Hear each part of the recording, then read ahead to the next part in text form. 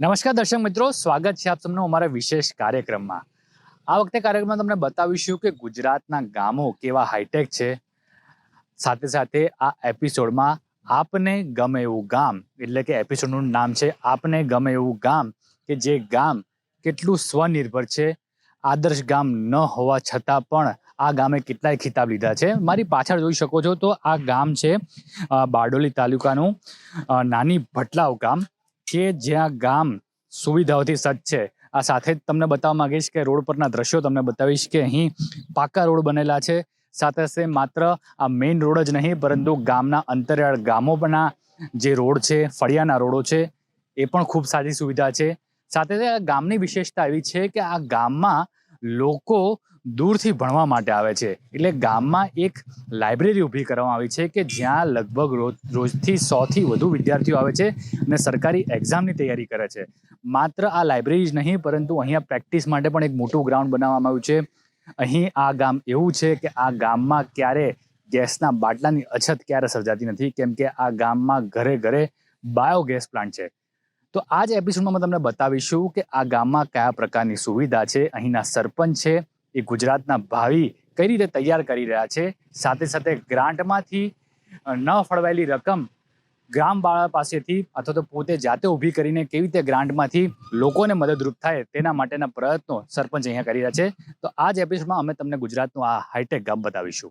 એક જમાનો હતો જ્યારે ગામડું શબ્દ સાંભળતા જ કાચા રસ્તા, વીજળીની અછત અને પછાતપણું નજર સામે આવતું. પરંતુ આજે 21મી સદીમાં ભારતના ગામડાઓએ આ જૂની વ્યાખ્યાને ક્યાંક ધરમૂળથી બદલી નાખી છે. આજે ગામડું પોતાની સંસ્કૃતિને મૂળિયાને સાચવીને ટેકનોલોજીની પાંખો પર સવાર થઈ રહ્યું છે. આ જ હાઈટેક અને સ્માર્ટ વિલેજ નાની ભટલાવ ગામ, જેણે ગામની વ્યાખ્યા જ બદલી નાખી છે. ગુજરાતના સુરત જિલ્લામાં આવેલું નાની ભટલાવ ગામ હાઈટેક ગામનું સર્વશ્રેષ્ઠ ઉદાહરણ બન્યું છે. અને આવું એટલે કહી રહ્યા છીએ કે ગામમાં અદ્યતન સુવિધાઓ ઊભી કરવામાં આવી છે. ગામમાં સીસીટીવી, ગામમાં વાઈફાઈ અને પાકા રસ્તા તેમજ ગ્રામ પંચાયતનું બેસ્ટ વહીવટી તંત્ર આ ગામને સ્માર્ટ વિલેજ બનાવે છે. અને સૌથી સારી બાબત તો એ છે કે આ ગામ ગુજરાતના ભાવિઓને તૈયાર કરે છે, કેમ કે ગામમાં અદ્યતન લાઇબ્રેરી પણ આવેલી છે. ફિઝિકલ ટેસ્ટ માટેનું પ્રેક્ટિસ ગ્રાઉન્ડ પણ આ ગામમાં આવેલું છે, જ્યાં 100 થી વધુ વિદ્યાર્થીઓ રોજ આવે છે અને સરકારી નોકરીઓ માટેની તૈયારીઓ પણ કરે છે. અને તેનો શ્રેય જાય છે ત્યાંના ગામના સરપંચ એટલે કે અંકિતભાઈ ચૌધરીને. એક નાના રૂમમાં લાઇબ્રેરીની શરૂઆત કરી હતી, પરંતુ આજે આ જગ્યાએ એક મોટું 3 માળનું બિલ્ડિંગ ઊભું છે, જ્યાં હજારો વિદ્યાર્થીઓ પોતાના ભવિષ્યના સપના પૂરા કરવા માટે આવે છે. ગુજરાતનું એક અનોખું એવું ગામ આજે તમને બતાવીશું કે જ્યાં ગુજરાતના ભાવિ તૈયાર થઈ રહ્યું છે. જી હા, બિલકુલ આપ સાચું સાંભળી રહ્યા છો. બારડોલી તાલુકાનું એક જે ગામ આવેલું છે, તે ગામમાં ગુજરાતનું ભાવિ તૈયાર થઈ રહ્યું છે. આવું હું એટલા માટે કહી રહ્યો છું. હું સૌપ્રથમ તો કેમેરામેનને નમ્ર વિનંતી કરીશ કે મારી જમણી બાજુ તમે જોઈ શકતા હો તો એક બિલ્ડિંગ આવેલું છે. આ બિલ્ડિંગ છે એ તમને લાગતું હશે કે કોઈ ગ્રામ પંચાયતની ઓફિસ છે, પરંતુ જી ના, આ એક બિલ્ડિંગ જે છે બનાવવા સ્ટ્રક્ચર ઊભું જે કરવામાં આવ્યું છે પંચાયતના સેવા ભંડારના ગ્રાન્ટમાંથી, કે અહીં વિદ્યાર્થીઓ માટેની હોસ્ટેલ છે અહીં તૈયારી છે.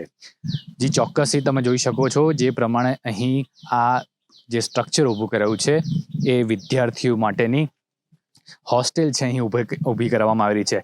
આ ઉપરાંત એની બાજુમાં પણ કન્સ્ટ્રક્શન ચાલે છે. આની આગળ પાછળ પણ આ જ ભાગમાં કન્સ્ટ્રક્શન ચાલી રહ્યું છે કે જ્યાં વિદ્યાર્થીઓને ભણવા માટેના ક્લાસીસ છે, સ્માર્ટ ક્લાસીસ છે, અહીં શરૂ થવાના છે. જી ચોક્કસથી તમને જે વાત કરી રહ્યો છું, અહીં બારડોલી તાલુકાનું જે નાની ભટલાવ ગામ છે, આ જગ્યાથી હું અત્યારે વાત કરી રહ્યો છું કે જ્યાં સ્માર્ટ લાઇબ્રેરી બનાવવામાં આવી છે. કદાચ આદિવાસી જિલ્લાનું પ્રથમ એવું ગામ હશે કે જ્યાં અત્યારે લાઇબ્રેરી બનાવવામાં આવી છે. અને લાઇબ્રેરી માત્ર ગામવાસીઓ જ નહીં, પરંતુ જે આજુબાજુ વિસ્તારના જે ગામો આવેલા છે, ગામના તમામ વિદ્યાર્થીઓ અહીં આવીને રોજ ભણે છે.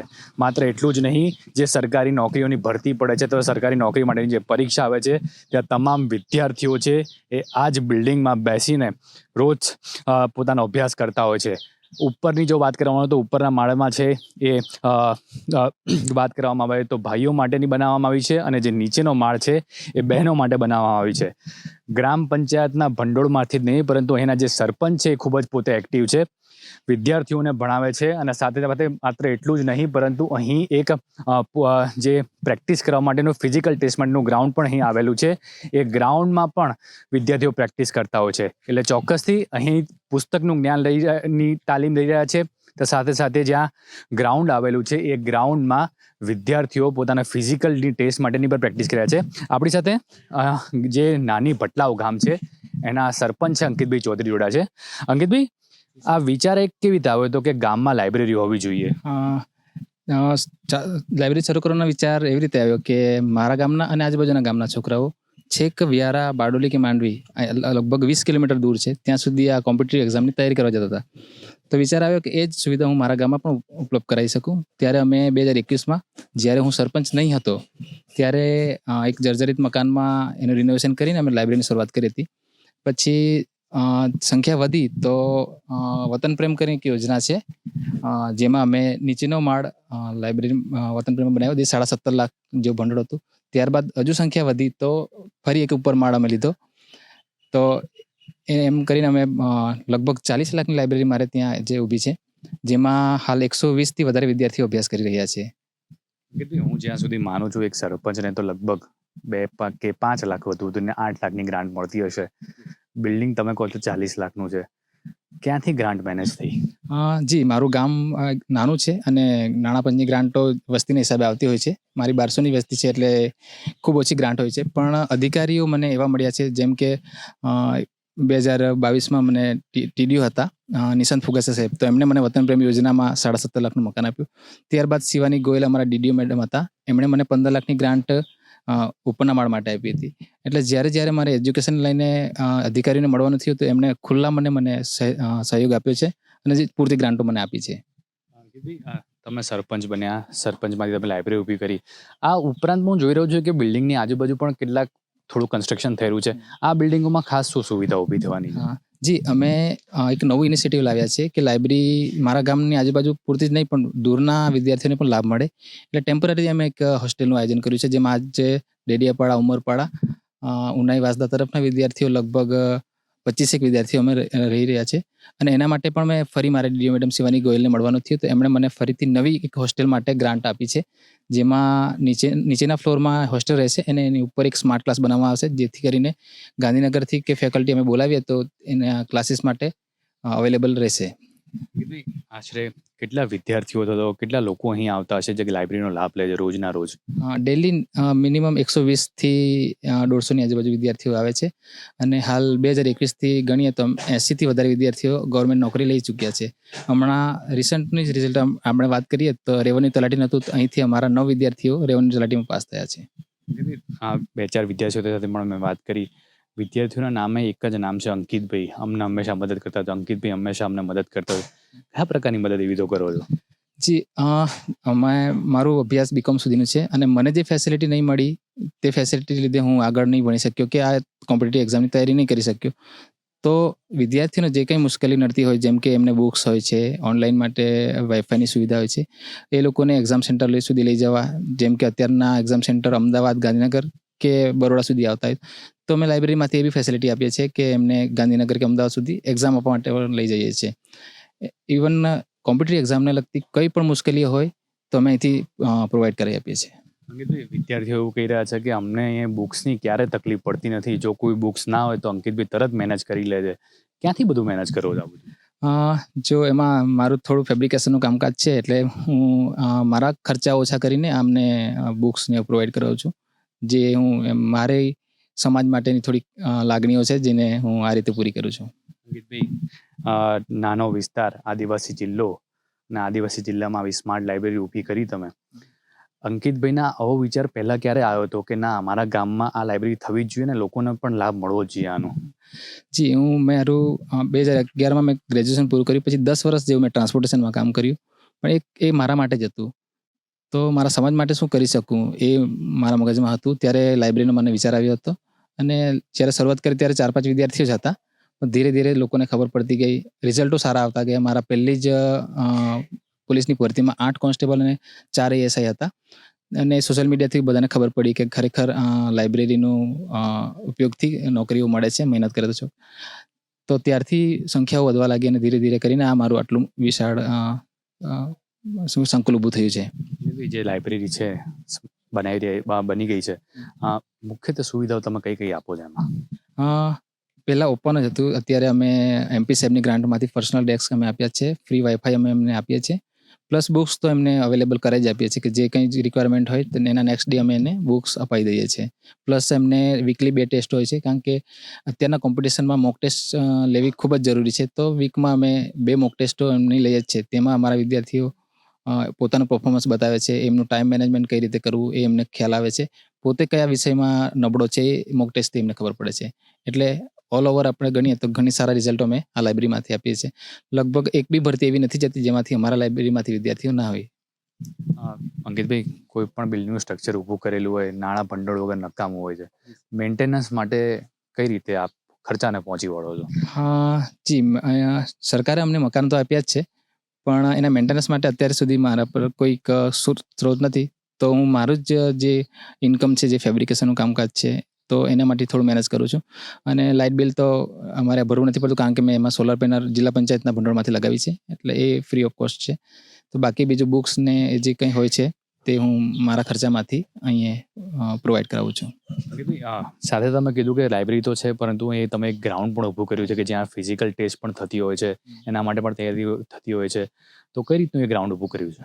જી, ગ્રાઉન્ડ અમારી પાસે પહેલાં ક્રિકેટ માટે જ હતું, થોડું નાનું હતું. પછી એમાં મેં મારા પર્સનલ 1.5 લાખ રૂપિયા જેટલા ઇન્વેસ્ટ કરીને એને ફૂલ ગ્રાઉન્ડ અમે કર્યું છે. એમાં 300નો ટ્રેક છે. તો અત્યારે ફોરેસ્ટ છે કે કોન્સ્ટેબલ છે, એને ફિઝિકલ એક્ઝામની તૈયારી માટે છોકરાઓને અગવડતા પડતી હતી, ત્યારે અત્યારે અમે એને 300ના ટ્રેકનો એક ગ્રાઉન્ડ બનાવ્યું છે, જેમાં રોજ સવારે હું એમને પોતે પ્રેક્ટિસ કરાવું છું, અને જ્યાં જરૂર પડે ત્યાં કોચને પણ અમે મદદ લઈએ છીએ, અને એમને ફિઝિકલમાં પણ કોઈ તકલીફ નહીં પડે એની અમે ખાસ ધ્યાન રાખીએ છીએ. ફિઝિકલ ટેસ્ટ કરીને કેટલા છોકરાઓ સિલેક્ટ થયા છે અત્યાર સુધીમાં? હમણાં ગઈ ભરતીની વાત કરીએ તો હમણાં 132 વિદ્યાર્થીઓ ફિઝિકલમાં પાસ થયા છે.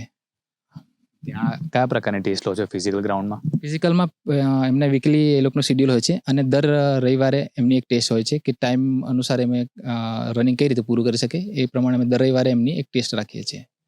ચોક્કસથી આ હતા નાની ભટલાવ ગામના સરપંચ, જે એમણે ઉદાહરણ પૂરું પાડ્યું છે કે જીવનમાં કશું જ અશક્ય નથી. પોતે તો ઉચ્ચ શિક્ષણ ન લઈ શક્યા, પરંતુ ગામ કે આજુબાજુના ગામના રહેતા યુવાનો કે યુવતીઓ શિક્ષણથી વંચિત ન રહી જાય તે માટે પોતાના જ ખર્ચે લાઇબ્રેરી ઊભી કરી, જે આ ચોક્કસથી ઉદાહરણ પૂરું પાડે છે કે ગુજરાતનું ભાવિ બારડોલી તાલુકાનું આ નાની ભટલાવ ગામ છે, ત્યાંથી અત્યારે ઊભું થઈ રહ્યું છે. માત્ર લાઇબ્રેરી જ નહીં, પરંતુ અહીંયા પોલીસ ગ્રાઉન્ડનું પણ, એટલે કે ફિઝિકલ ટેસ્ટ માટે પણ તેમણે એક વ્યવસ્થા ઊભી કરી છે.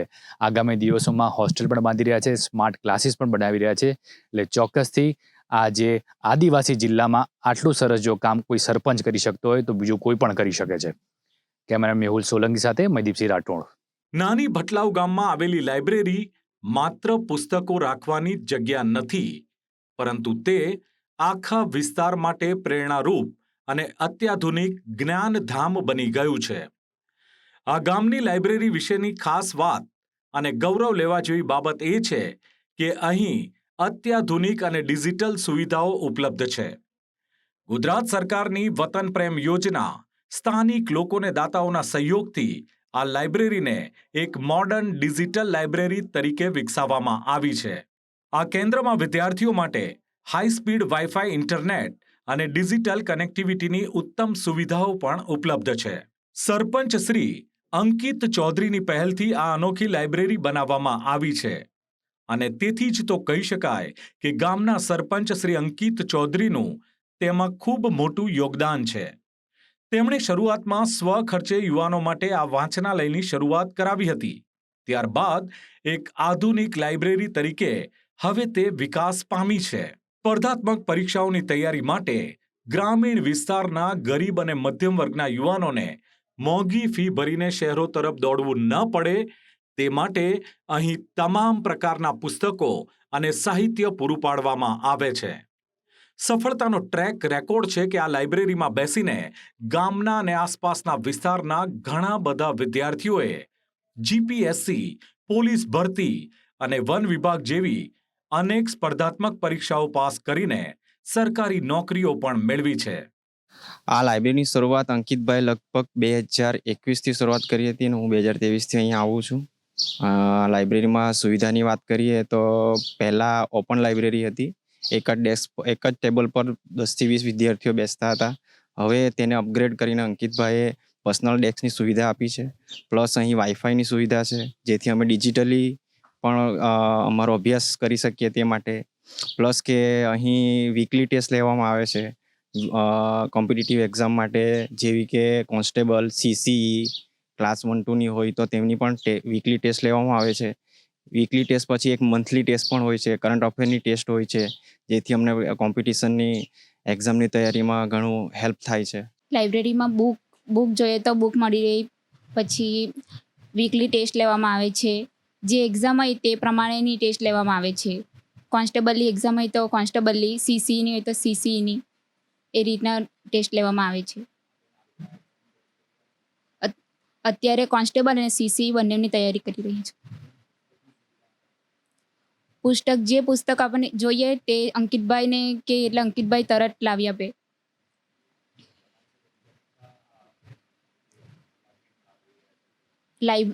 બહેનોમાં અત્યારે લાઇબ્રેરીમાં 50થી 60 જેટલા આવે છે. મારું નામ હાર્દિક ચૌધરી છે. હું બાજુના ગામ સુરાલીમાંથી આવું છું. અહીંયા હું આજે 2 વર્ષથી તૈયારી કરું છું. હું સીસી અને બીજા જ બધા જુનિયર ક્લાસ, સિનિયર ક્લાસની તૈયારી કરું છું. અહીંયા તમને કોમ્પિટિટિવ એક્ઝામ માટે દરેક પ્રકારની સુવિધાઓ મળી રહે છે. અંકિતભાઈએ એટલું સરસ કામ કર્યું છે કે એમના માટે એમણે આટલી મોટી વિશાળ લાઇબ્રેરી બનાવી આપી છે અને ખાસ ફોરેસ્ટ અને પોલીસ માટે ફિઝિકલ માટે ગ્રાઉન્ડ રેડી કરી આપ્યું છે. એમાં તમારે ફિઝિકલ માટે એક એક્ટિવિટી થઈ શકે. પુસ્તકો તમને સિવિલ એન્જિનિયરથી લઈને પછી ક્લાર્ક માટેના A to Z બધા પુસ્તકો તમને મળી જશે અહીંયા. શારીરિક કસોટી માટેનું મેદાન છે કે જે યુવાનો માત્ર ભણે એટલું જ નહીં, પરંતુ લશ્કર કે પોલીસ જેવી નોકરીઓની શારીરિક પરીક્ષા પણ પાસ કરી શકે. અને તે માટે લાઇબ્રેરીની સાથે ગામમાં ફિઝિકલ ટેસ્ટ માટેનું ગ્રાઉન્ડ પણ તૈયાર કરવામાં આવ્યું છે. ટૂંકમાં નાની ભટલાવની લાઇબ્રેરી આજે ગુજરાતના ગ્રામીણ વિકાસ અને સ્માર્ટ વિલેજનું એક ઉત્કૃષ્ટ ઉદાહરણ પૂરું પાડે છે.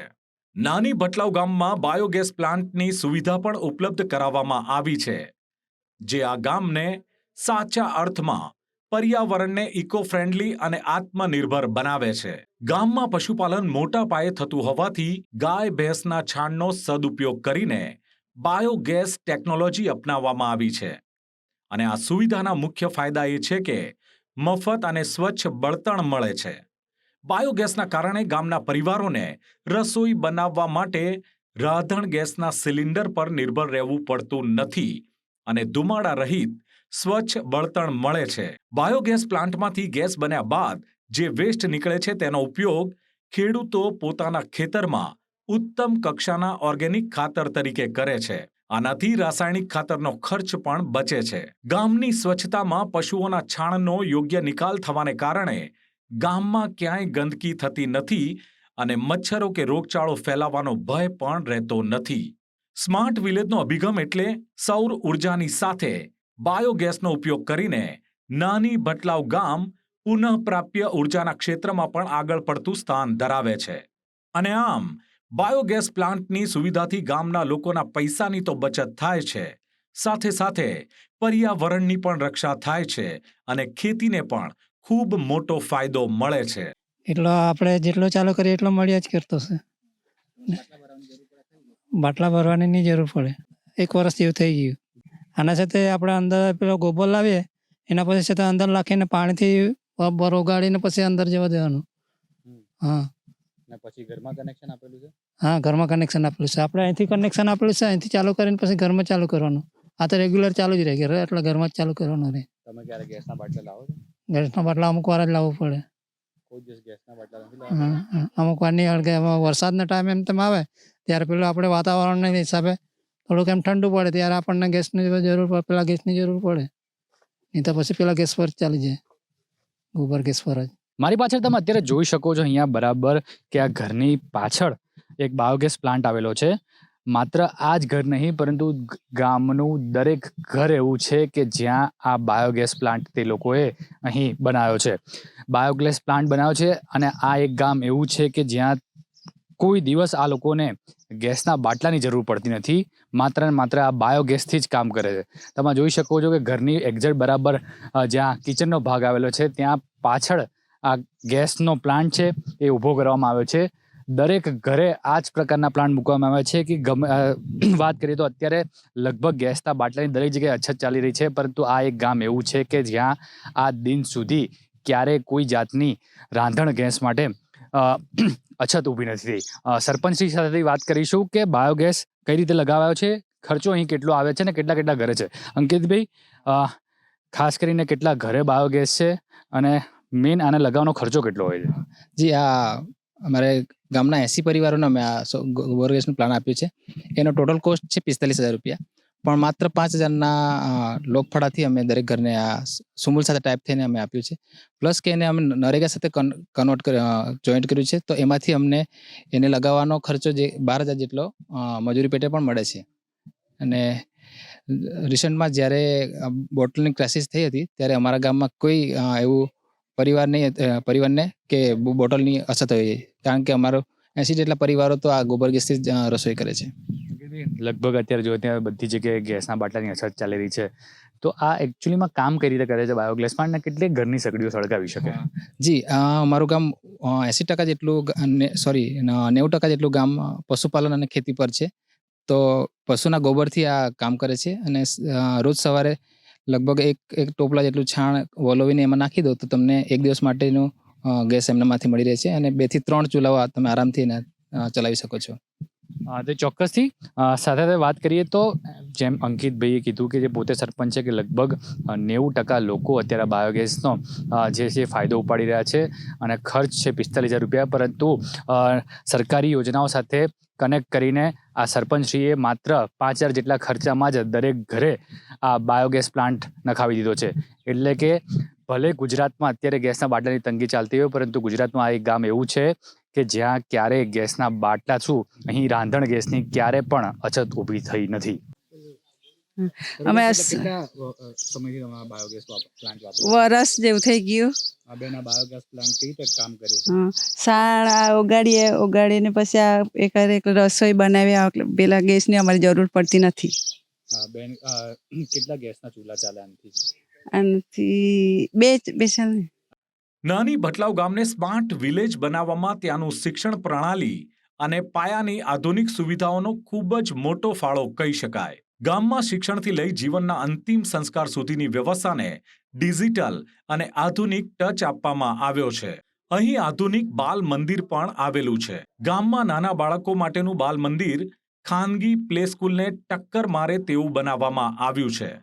રમતા રમતા શિક્ષણ, કારણ કે બાળકો માટે આધુનિક રમકડા, કલરફુલ ઇન્ટિરિયર અને દિવાલો પર શૈક્ષણિક ચિત્રો દોરવામાં આવ્યા છે. બાળકોના સ્વાસ્થ્ય અને પોષણ માટે પૌષ્ટિક આહારની સાથે ડિજિટલ ટ્રેકિંગ પણ કરવામાં આવે છે. અને ડિજિટલ પ્રાથમિક શાળા પણ આ જ ગામમાં આવેલી છે. ગામની સરકારી પ્રાથમિક શાળા આ ગામનું ગૌરવ કહી શકાય. ટેકનોલોજીના ઉપયોગથી અહીં સરકારી શાળા પ્રત્યેનો લોકોનો અભિગમ એકદમ બદલાયો છે. સ્માર્ટ ક્લાસરૂમમાં બાળકો પ્રોજેક્ટર અને કોમ્પ્યુટર સ્ક્રીન દ્વારા એનિમેશન અને વિડીયોની મદદથી અઘરા વિષયો ખૂબ જ સરળતાથી શીખી રહ્યા છે.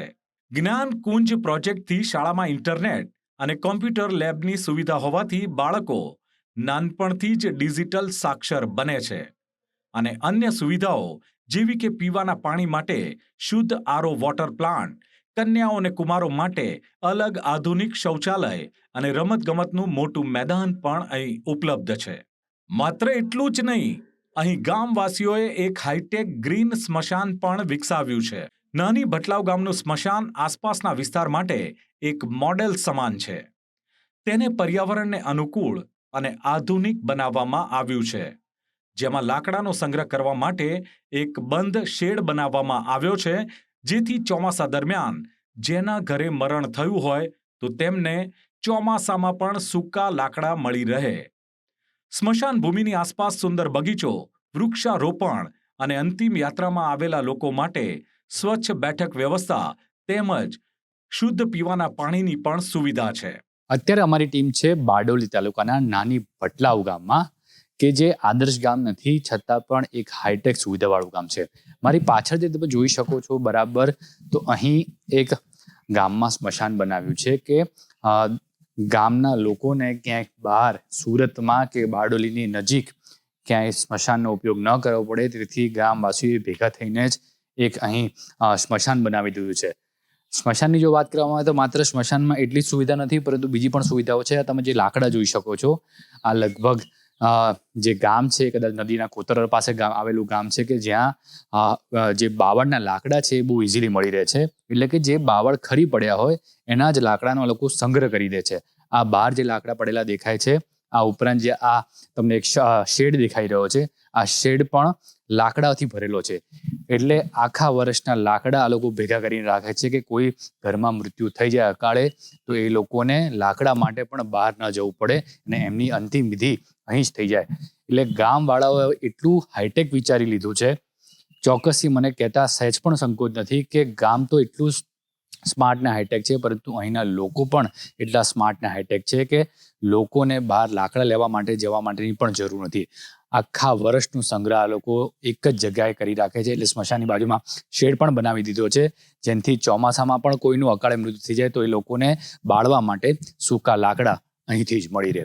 ગામની સ્માર્ટ પંચાયત દ્વારા સ્મશાન સંબંધિત સેવાઓ અને દાખલાઓની પ્રક્રિયા પણ ઝડપી અને ઓનલાઈન કરવામાં આવી છે. શિક્ષણ માટે સ્માર્ટ સ્કૂલ અને અંતિમ સંસ્કાર માટે હાઈટેક સ્મશાન જેવી સુવિધાઓ દર્શાવે છે કે નાની ભટલાવ ગામ માત્ર નામનું નહીં, પરંતુ સાચા અર્થમાં ગુણવત્તાયુક્ત જીવન જીવવા માટેનું એક મોડેલ વિલેજ છે. આ હતું ગુજરાતનું એક હાઈટેક ગામ કે જે સ્વનિર્ભર છે.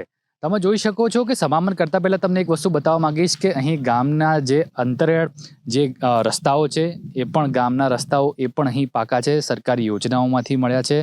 ના મળ્યા હોય તો ગામવાળાએ પોતે ગ્રાન્ટ ઊભી કરીને અહીં રસ્તાઓનું નિર્માણ કર્યું છે.